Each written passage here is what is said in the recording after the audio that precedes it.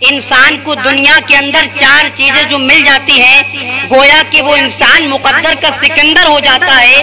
وہ چار چیزیں کون کون سی ہیں؟ آقا ارشاد فرماتے ہیں شاکر دل، شکر کرنے والا دل، ذاکر زبان، ذکر کرنے والی زبان، اور ارشاد فرماتے صابر بدن، یعنی اپنے بدن پر جب مصیبت آئے اس پر صبر کرنے والا انسان۔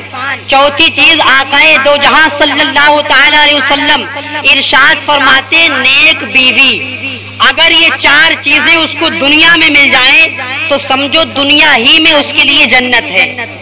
چار چیزیں اب میں بات کرنے لگا ہوں شاکر دل کی۔ یہ شاکر دل کون ہے؟ حدیث پاک کے ٹکڑا بھی میں نے پڑھا، میرے آقا ارشاد فرماتے ادبوا اولادکم علی ثلاثۃ خصال، اپنے بچوں کو تین تربیتوں پر ان کی تربیت کیا کرو، تین باتیں اپنے بچوں کو سکھایا کرو۔ پہلی بات میرے آقا نے ارشاد فرمائی حب نبیکم، اپنے نبی کی محبت سکھایا کرو۔ حب اہل بیتکم، اپنے نبی کے گھر والوں کی محبت سکھایا کرو۔ تیسری بات میرے آقا ارشاد فرماتے ہیں وقراءۃ القرآن، اور قرآن کا پڑھنا سکھایا کرو۔ تین باتیں آقا نے ارشاد فرمائی۔ اس حدیث پاک پر اگر تقریر کروں لمبی بہت ہو جائے گی، لیکن میں عرض یہ کرنے چلا ہوں حب نبیکم، اپنے نبی کی محبت سکھاؤ۔ اپنی بات اختتام کی طرف لے جا رہا ہوں۔ حب نبیکم، اپنے نبی کی محبت سکھاؤ۔ کیسی محبت پیارے، کیسی محبت ہونا چاہیے؟ آپ نے میرے آقا کے چہیتے صحابی حضرت زید ابن حارثہ کا نام سنا ہوگا۔ یہ بچپن میں غلاموں میں سب سے پہلے میرے آقا پر ایمان لے کر آئے تھے۔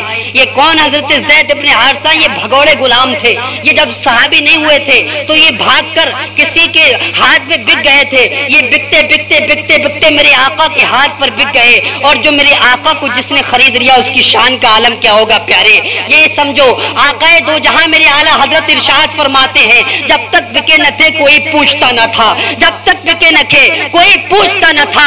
یا رسول اللہ تو نے مجھے خرید کر انمول کر دیا، تو نے مجھے خرید کر انمول کر دیا۔ حضرت زید ابن حارثہ کو میرے آقا خرید لیتے ہیں۔ خریدنے کے بعد میرے آقا کی بہت سال خدمت کی حضرت زید ابن حارثہ نے۔ خدمت کرنے کے بعد میرے آقا صلی اللہ تعالی علیہ وسلم کی بارگاہ میں آپ کے ابا جان یعنی زید ابن حارثہ جو حارثہ ہے وہ آ جاتے ہیں اور کہتے ہیں یا رسول اللہ میرا بیٹا آپ کی خدمت کر رہا ہے، کبھی آپ کو وضو کے لیے پانی دیتا ہے، کبھی آپ کی یہ خدمت کرتا ہے۔ یا رسول اللہ یہ میرا بیٹا ہے، یہ بھاگ کر گھر سے آ گیا تھا، کسی نے اپنا غلام بنا کر اس کو بیچ دیا تھا، یا آپ کی بارگاہ میں آ گئے یا رسول اللہ ہو سکے تو اپنا بیٹا مجھے دے دیجئے۔ تو حضرت زید ابن حارثہ کے باپ نے جب التجا دی اس دربار میں، وہ کیسا دربار تھا پیارے جہاں سے غیر بھی خالی ہاتھ لوٹایا نہیں کرتے تھے، وہ ایسے دربار ہے، وہ ایسا دربار ہے۔ اعلیٰ حضرت فرماتے ہیں واہ کیا جود و کرم ہے شہ بتا تیرا، نہیں سنتا ہی نہیں مانگنے والا تیرا۔ لب واہ ہیں آنکھیں بند ہیں پھیلی ہیں جھولیاں، لب واہ ہیں آنکھیں بند ہیں پھیلی ہیں جھولیاں۔ کتنے مزے کی بھیک تیرے پاک در کی ہے، کتنے مزے کی بھیک تیرے پاک در کی ہے۔ اور ارشاد فرماتے یا رسول اللہ مانگیں گے مانگے جائیں گے، منہ مانگی پائیں گے، مانگیں گے مانگے جائیں گے، منہ مانگی پائیں گے۔ سرکار میں نہ لا ہے نہ حاجت اگر کی ہے۔ جیسے ہی حارثہ نے کہا تھا یا رسول اللہ یہ بیٹا میرا ہے، تو میرے آقا مصطفیٰ جان رحمت نے حضرت زید کو حکم دیا ابن زید تمہیں اختیار ہے، جو چاہو وہ کر سکتے ہو، چاہو تو اپنے باپ کے ساتھ چلے جاؤ، چاہو تو میری خدمت میں رہو۔ اب ذرا غور کریں جس کے نظر میں ابھی آپ نے خطاب سنا مصطفیٰ جان رحمت کا عشق، جس کی نظر میں ایسا عشق سما آئے وہ مصطفیٰ کو کیسے چھوڑ سکتا ہے، کیسے چھوڑ سکتا ہے وہ مصطفیٰ جان رحمت کو۔ حضرت زید ابن حارثہ ایک طرف کھڑے ہیں، ان کے والد حارثہ ایک جانب کھڑے ہیں، دوسری جانب آمنہ کا چاند کھڑا ہے، عبداللہ کا لخت جگر کھڑا ہے، اور حضرت زید سے ارشاد فرماتے زید تمہیں اختیار ہے، جس کے ساتھ چاہو اس کے ساتھ چلے جاؤ۔ تو میرے آقا مصطفیٰ جان رحمت نے جیسے ارشاد فرمایا تو حضرت زید کو اپنے باپ کی شفقت پدری یاد آ گئی کہ بڑی مصیبت سے میرے باپ نے مجھے پالا تھا، خون پسینے کی کمائی سے، میرے باپ کی کمائی سے میں اس عمر تک پہنچا تھا، اور آج میرے باپ مجھے لینے آئے ہیں۔ لیکن جس کے دل میں حضور کی محبت بچ جاتی ہے پیارے، جس کے دل میں مصطفیٰ کا عشق ہو جاتا ہے پیارے، وہ فیصلہ کرتے ہوئے زیادہ دیر نہیں لگاتا، بلکہ اعلیٰ حضرت کی زبان میں یوں کہتا ہے یا رسول اللہ تیرے ٹکڑوں سے پلے غیر کی ٹھوکر پہ نہ ڈال، تیرے ٹکڑوں سے پلے غیر کی ٹھوکر پہ نہ ڈال، کھڑکیاں کھائے کہاں چھوڑ کے صدقہ تیرا۔ یوں کہتا ہے وہ غلام جس کے دل میں محبت عشق محبت بس جاتی ہے آمنہ کے لال کی۔ دوسری کیا وجہ بتائی میرے آقا نے اپنی اولاد کی تربیت کرنے کے لیے پیارے، اپنے بچے کی جب بھی تربیت کریں دوسری وجہ بتائی حب اہل بیتکم، یعنی اپنے نبی کے گھر والوں کی محبت اپنے بچوں کے سینے میں ڈالو، اپنے نبی کے گھر والوں کی محبت۔ اب ان گھر والوں میں اہل بیت میں کون آتا ہے؟ قل یا اہل الکتاب، جب یہ حدیث مبارکہ یہ آیت مبارکہ نازل ہوئی، آیت مباہلہ نازل ہوئی، میرے آقا مصطفیٰ جان رحمت صلی اللہ تعالی علیہ وسلم نے حضرت علی کو اپنے ساتھ لیا، حضرت فاطمہ کو اپنے ساتھ لیا، امام حسن کو اپنی انگلی پکڑائی، امام حسین کو اپنی گود میں اٹھایا۔ اٹھانے کے بعد میرے آقا جا رہے ہیں آیت مباہلہ عیسائیوں کے پادری کی طرف، اور یہ آیت کریمہ تلاوت کرتے جا رہے ہیں انما یرید اللہ لیذھب عنکم الرجس اہل البیت ویطہرکم تطہیرا، یعنی یہ میرے اہل بیت ہیں۔ قرآن پاک کا ترجمہ تو یوں ہے کہ اللہ نے ارادہ فرما لیا ہے مصطفیٰ جان رحمت صلی اللہ تعالی علیہ وسلم کے گھر والوں سے ہر طریقے سے گندگی کو دور کر دے گا، یہ اللہ نے ارادہ فرما لیا۔ لیکن یہاں مصطفیٰ جان رحمت کا یہ ارادہ تھا کہ جو اہل بیت ہیں وہ یہ 5 ہیں، یہ 5 اہل بیت ہے، جس کو بیدم شاہ وارسی نے اپنے کلام میں یوں پرویا تھا، ارشاد فرماتے ہیں بیدم یہی تو 5 ہیں مقصود کائنات، بیدم یہی تو 5 ہیں مقصود کائنات۔ اگر ان 5 پر گفتگو کی جائے تو بہت وقت، حضرت علی کی شان الگ، حضرت فاطمہ کی شان الگ، امام حسن مجتبیٰ کی شان الگ، حسنین کریمین طیبین طیارین نجرین کی شان الگ، ان دونوں لخت جگروں کی شان الگ۔ کیا شان بیان کر سکتا ہے مجھ جیسا طالب علم؟ میرے آقا ارشاد فرماتے ہیں اپنے نبی کی اہل بیت کی محبت اپنے بچوں کو پلاؤ۔ کون اہل بیت؟ میرے آقا مصطفیٰ جان رحمت صلی اللہ تعالی علیہ وسلم ارشاد فرماتے ہیں یہ میرے اہل بیت ہیں، ان کی محبت اپنے بچوں کو گھٹی میں پلا دو۔ میرے آقا مصطفیٰ جان رحمت صلی اللہ تعالی علیہ وسلم نے ارشاد فرمایا یہ میرے اہل بیت ہے۔ اہل بیت کو پتہ کیسے کرتے تھے؟ صحابہ کرام سے پوچھو یہ کون علی ہیں، یہ کون فاطمہ ہیں، یہ کون حسن ہیں، یہ کون حسین ہے؟ حضرت سعید ابن خدری رضی اللہ تعالیٰ ارشاد فرماتے ہیں جب صحابہ کرام کے دور میں لوگوں میں منافقانہ چال شروع ہو جاتی تھی، لوگوں کو پتہ نہیں لگتا تھا کون اپنا ہے کون پرایا ہے، کون منافق ہے کون مومن ہے۔ میرے آقا حضرت ابو سعید خدری رضی اللہ تعالیٰ عنہ ارشاد فرماتے ہیں ہم بھرے مجمع میں حضرت علی کا ذکر کرتے تھے، جس کے چہرے علی کا ذکر سن کر خوش ہو جاتے تھے، سمجھ جاتے تھے مومن ہے، اور جس کے چہرے حضرت علی کے عشق سے جب بکھر جاتے تھے سمجھ جاتے تھے یہی منافق ہے۔ یہ حضرت علی کی شان ہے پیارے، یہ علی کی شان ہے۔ حضرت فاطمہ کی منقبت میں کیا بیان کروں؟ حضرت فاطمہ کے بارے میں دونوں جہاں کے سردار ارشاد فرماتے ہیں الفاطمہ تو بضعۃ منی، فاطمہ میرے جگر کا ٹکڑا ہے، میرے جگر کا ٹکڑا۔ آپ غور کریں میرے جگر کا ٹکڑا، تھوڑی دیر ذرا صبر کریں، میرے جگر کا ٹکڑا۔ میں بہت اچھی بات آپ تک اڑھیلنا چاہتا ہوں، بہت اچھی بات۔ کیا فرمایا حضور نے ایک عورت کے لیے؟ لوگ کہتے ہیں اسلام میں عورت کا مقام نہیں، آئے ہم سے پوچھے اسلام میں عورت کا مقام کیا ہے، ہم بتائیں گے اسلام میں عورت کا مقام کیا ہے۔ لوگ یہ کہتے ہیں آج بیٹی پڑھاؤ بیٹی بچاؤ، لیکن مصطفیٰ جان رحمت سے آج سے 1500 سال پہلے یہ نعرہ دے دیا تھا الفاطمہ تو بضعۃ منی، فاطمہ میرے جگر کا ٹکڑا ہے۔ 1500 سال پہلے میرے آقا نے دے دیا تھا۔ میں عرض کرتا چلوں الفاطمہ تو بضعۃ منی۔ تیسری وجہ کیا بتائی میرے آقا نے؟ وقراءۃ القرآن۔ بھیا تھوڑی دیر توجہ کر لیں، تھوڑی دیر۔ قراءۃ القرآن، اللہ پاک سلامت رکھے۔ قراءۃ القرآن، قرآن کا پڑھانا، یہ تیسری وجہ میرے آقا نے ارشاد فرمائی۔ پتہ ہے آپ کو قرآن کیا ہے؟ جانتے ہیں آپ قرآن ہے کیا؟ اللہ نے اپنے حبیب پر جو آخری کتاب نازل فرمائی اسے قرآن کہتے ہیں۔ اللہ نے جو اپنے حبیب پر ساری کتابوں کی جڑ قرآن نازل فرمائی اسے قرآن کہتے ہیں. یہ قرآن ہے پیارے. ہوا منزل من السماء، یہ آسمان سے نازل ہوا قرآن ہے.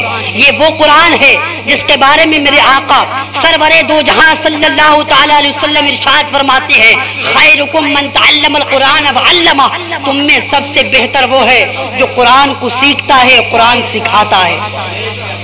سب سے بہتر وہ ہے. آج بہتر کس کو کہتے ہیں؟ VIP کو، اچھی کنڈیشن والے کو.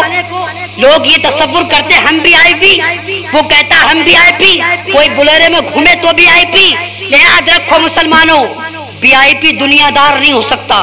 جسے مصطفیٰ جان رحمت نے VIP کی سند دے دی، VIP کا سرٹیفکیٹ دے دیا، سب سے زیادہ VIP وہ ہے. ارشاد فرماتے خیرکم من تعلم القرآن وعلمہ، تم میں سب سے بہتر وہ ہے جو قرآن سیکھتا ہے اور سکھاتا ہے. جب VIP ہے تبھی تو یہ درجہ دیا گیا طالب علموں کو. جب VIP ہے تبھی تو یہ مقام دیا گیا. ایک قبرستان کے پاس سے اگر کوئی عالم گزر جائے 40 دن کا عذاب اٹھا لیا جاتا ہے. ہے کوئی ایسا دنیا دار VIP دکھاؤ، ہے کوئی ایسا VIP دنیا میں چیلنج نہیں دکھا سکتے جو قبر کا عذاب اٹھا دے؟ نہیں دکھا سکتے آپ ایسا VIP. اور میرے آقا ارشاد فرماتے سب سے بہتر وہ ہے، کسی کی قید نہیں لگائی، یہ عالم ہے، یہ فاضل ہے. عالم کا مرتبہ الگ ہے، قرآن وہ بھی پڑھتا ہے، لیکن عالم حقیقت میں فقہ کو جاننے والے کو میں یہاں مراد لے رہا ہوں. یہ نہیں فرمایا کہ فقہ کا جاننے والا سب سے اچھا ہے، نحو کا جاننے والا سب سے اچھا ہے، صرف کا جاننے والا سب سے اچھا ہے، یہ نہیں فرمایا، بلکہ فرمایا خیرکم من تعلم القرآن وعلمہ، جو قرآن کو سیکھے اور سکھائے. اب قرآن کا سیکھنے کا فائدہ کیا ہے پیارے؟ ذرا یہ سنیں، قرآن کا سیکھنے کا فائدہ کیا ہے؟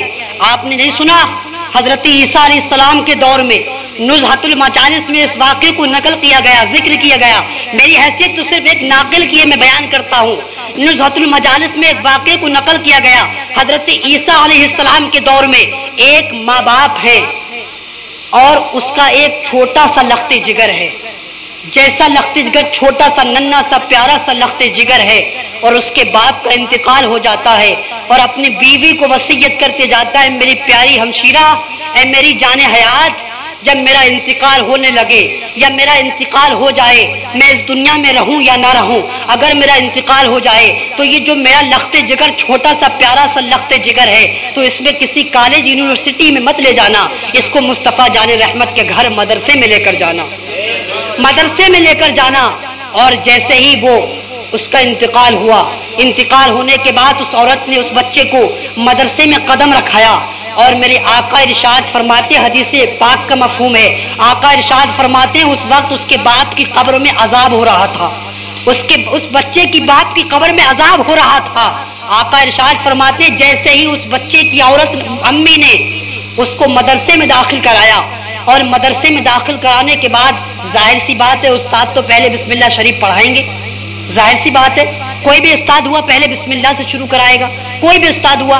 جیسے ہی اس توتری زبان نے اللہ کو رحمان اور رحیم کہا، بسم اللہ الرحمن الرحیم، جیسے ہی اس لکنت والی زبان نے، اس چھوٹے چھوٹے ننھے ننھے ہاتھوں نے اللہ کو رحمان اور رحیم کہا، اللہ کی مشیت کو جلال آیا، قدرت کو جلال آیا. پیارے تیرا بیٹا اور لخت جگر دنیا میں مجھے رحیم اور رحمان کہے اور قبر کے اندر میں تجھے عذاب دوں؟ ایسا نہیں ہو سکتا، تجھے عذاب دیا جائے، ایسا نہیں ہو سکتا. آپ توجہ کریں، وہ قرآن ابھی شروع بھی نہیں ہوا ہے، ابھی شروع بھی نہیں ہوا، بسم اللہ ہی پڑھی ہے، اللہ نے اس کے باپ سے عذاب قبر کو اٹھا لیا. آپ توجہ کریں کیا برکتیں ہیں قرآن پڑھنے کی. جس گھر میں قرآن نازل ہو اس گھر کی شان کا عالم کیا ہوگا. میرے بزرگ فرماتے ہیں، ہم نے اپنے بڑوں سے سنا، جس گھر میں قرآن ہوتا ہے وہ گھر آگ سے محفوظ ہوتا ہے، جس گھر میں قرآن ہوتا ہے وہ گھر چوری سے محفوظ ہوتا ہے، جس گھر میں قرآن ہوتا ہے وہ گھر بلاؤں سے محفوظ ہوتا ہے. لیکن پیارے صرف قرآن کا رکھنا کافی نہیں ہے، قرآن کا رکھنا کافی نہیں ہے، جزدان میں سل کر رکھ دیا یہ کافی نہیں ہے، قرآن کا پڑھنا ضروری ہے. قرآن پڑھنے کے لیے آیا ہے، قرآن میں ہر چیز کا ذکر ہے. جیسے آپ نے سنا ہوگا، یہ سب جانتے ہیں سمندر کے اندر موتی اور ہیرے جواہرات ہیں، جانتے نہیں جانتے؟ سب جانتے ہیں، جو سائنسداں ہوتے ہیں وہ اس کی تحقیق کر کے اندر جاتے ہیں اور سمندر سے اندر ہیرے جواہرات نکال کر لاتے ہیں۔ جو جتنے زیادہ غوطہ خور ہوتے ہیں وہ اتنا زیادہ مال لے کر آتے ہیں۔ ہاں قرآن کے اندر ہر چیز کا ذکر ہے، فی رتب ولا یابس الا فی کتاب مبین۔ قرآن میں ہر چیز کا ذکر موجود ہے، خشکی کا ذکر قرآن میں موجود، تری کا ذکر قرآن میں موجود، گویا کہ ہر عالم کا ذکر اللہ نے قرآن میں موجود فرما دیا ہے، ہر چیز کا ذکر قرآن میں موجود ہے۔ تو پیارے، جیسے سمندر کے اندر سے جتنا زیادہ غوطہ خور ہوگا، جیسا تیراکی ہوگا، ویسے ہی موتی ابال کر لائے گا، اور ایسے ہی جو جتنا بڑا عالم ہوگا اتنے ہی قرآن سے ہیرے موتی نکال کر لائے گا۔ عرض یہ کر رہا تھا، مصطفیٰ جان رحمت نے ارشاد فرمایا قراءۃ القرآن، تیسری وجہ اپنی اولاد کو قرآن کا پڑھنا سکھاؤ۔ قرآن جب پڑھنا آتا ہے انسان کو تو ایک ہی صف میں محمود و ایاز کھڑے ہو جاتے ہیں، یعنی کتنا ہی بڑا وقت کا بادشاہ ہو، کتنا ہی بڑا وقت کا شہنشاہ ہو، لیکن ایک غریب کا بچہ اگر حافظ قرآن ہے، ایک رکشہ ڈھکیلنے والے کا بچہ اگر عالم دین ہے تو آگے مصلی پر وہ کھڑا ہوگا اور وقت کے شہنشاہ کا سر اس کے قدموں میں ہوگا، اس کے قدموں میں ہوگا۔ کیوں؟ خیرکم من تعلم القرآن وعلمہ، تم میں سب سے بہتر وہ ہے جو قرآن پڑھے اور قرآن سکھائے۔ ایک ہی صف میں کھڑے ہو گئے، محمود و ایاز، نہ کوئی بندہ رہا نہ کوئی بندہ نواز۔ پیارے، یہ قرآن کی برکت ہے، ہر جگہ آپ کو ایک نہ ایک اپوزٹ بات ملے گی، یعنی کوئی کہتا ہے عربی عجمی سے برابر ہے، کوئی کہتا ہے گورا کالے کے برابر ہے، کوئی یہ برابر ہے، ہر کوئی تو تفریق کا ختم کرنے والا ہے، یعنی کوئی کسی کے برابر ہو یا نہ ہو، قرآن کہتا ہے عالم اور غیر عالم برابر نہیں ہو سکتے۔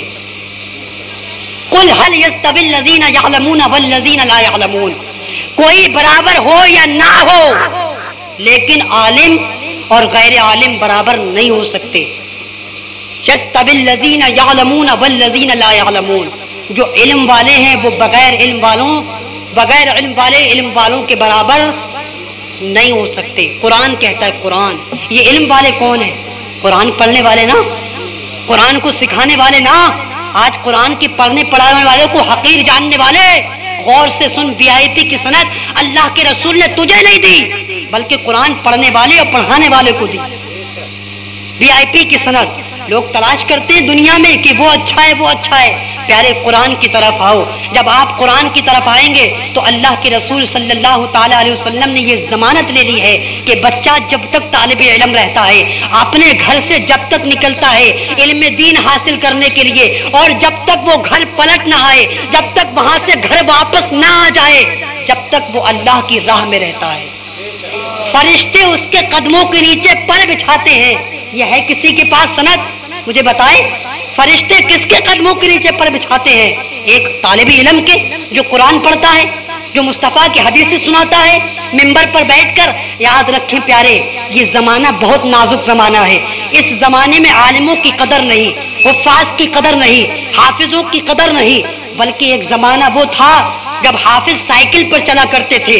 ملا احمد جیون جیسے عالم کو آپ دیکھیں، سائیکل سے پڑھانے کے لیے بادشاہ وقت حضرت اورنگزیب رحمۃ اللہ علیہ کے گھر جاتے تھے سائیکل سے پڑھانے کے لیے۔ یہ بھی ایک عالم دین تھے، یہ ایک ایسے عالم دین ہیں، ان کی اچھی اچھی بڑی بڑی کتابیں آج تک مدرسوں میں پڑھائی جاتی ہیں۔ یہ ایسے عالم تھے، اور آج لوگ عالموں کو حقیر سمجھتے ہیں۔